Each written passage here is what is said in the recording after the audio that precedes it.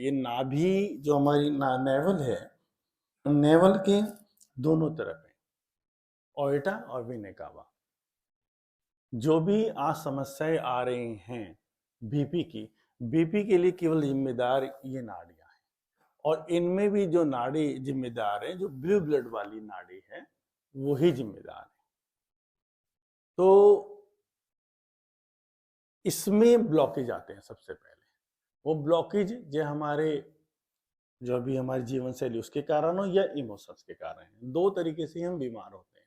या तो इमोशंस हमारा कोई बहुत अफेक्टेड होता है, तो एक समय के लिए जो वो बीपी हाई होता है पहले इमोशंस पे, वो जो ट्रिगर होता है, और वो इमोशंस जब हम बहुत लंबे समय तक अपने अंदर रखते हैं, तो उस वक्त हमारा ब्रेन आसपास की चीजों को भी एब्जॉर्व कर लेता है, आसपास उसे क्या हो रहा था।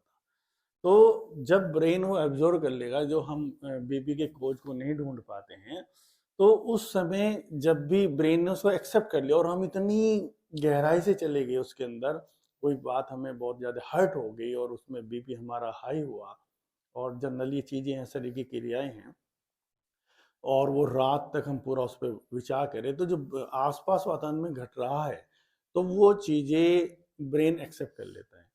तो जब वो अवचेतन में हमारी चली जाती चीज़ें, तो जब भी कोई डॉक्टर उसका कॉज नहीं ढूंढ पाता, वो केवल ध्यान ही ढूंढ सकता है। जब भी वो चीज़ें घटेंगी, हमारा बीपी हाई हो जाएगा।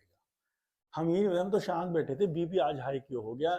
अगर उस वक्त आप बहुत ज़्यादा उस जो वो घटना घटी है उसके साथ बहुत ज़्यादा अंदर कंपित हैं और बहुत ज़्यादा उसमें महसूस कर रहे हैं, और उस वक्त कोई कुत्ता बाहर भौंक रहा है, तो ये समझ लीजिएगा, जब भी कुत्ता बाहर भौंकेगा आपका बीपी हाई हो जाएगा। आपने देखा है कि कोई मोटरसाइकिल बाहर से निकली, उस दौरान आपको नहीं मालूम है, उस दौरान जो भी घटना आती, तो तुरंत बीपी हाई हो जाएगा। तो जो भी व्यवस्थाएं उस वातावरण में, परिवार में जो भी उस वक्त थी, अगर वो सिचुएशन दोबारा आएगी, तो व्यक्ति हंस रहा है, खेल रहा है, बातें भी कर रहा है, लेकिन वो सिचुएशन आई है, तो मन को नहीं पता है, जो चेतन में बैठा है वो तो अपना काम कर देगा, तो बीपी हाई हो गई। बीपी क्यों हाई हो गया? और या सीधी वो बातें सामने दोबारा से आ जाएं, तो इसको ये मैंने कारण बताया है। तो एक क्रिया के माध्यम से ओजिमा में इसको रोज रोज एक्टिवेट भी करते हैं। तो एक्टिवेट का करना मतलब यही है, जब उसको एक्टिवेट करते हैं तो वहाँ जो ब्लॉकेज बन चुके हैं, जो फ्लो को सीधा नहीं जाने दे रहे, उन एक्टिविटी उनको करके खोला जाता है, ताकि जैसे जैसे फ्लो सिस्टम में आएगा, तो जितना भी समय लगेगा, उस समय के बाद धीरे धीरे व्यक्ति को महसूस होने लगता है, जब ब्लॉकेज खोलने शुरू हो जाते हैं, कि हाँ ये बीपी अब नॉर्मल होता जा रहा है। जो नेवल होती है हमारी, है ना, देखा, तो अलग अलग चीज़ों के लिए अलग अलग कपालभाति है, लेकिन ओजिमा में जो मेन विशेष एक एक टेक्निक को गहराई से रिसर्च करके, ताकि और भी लाभ हो सके।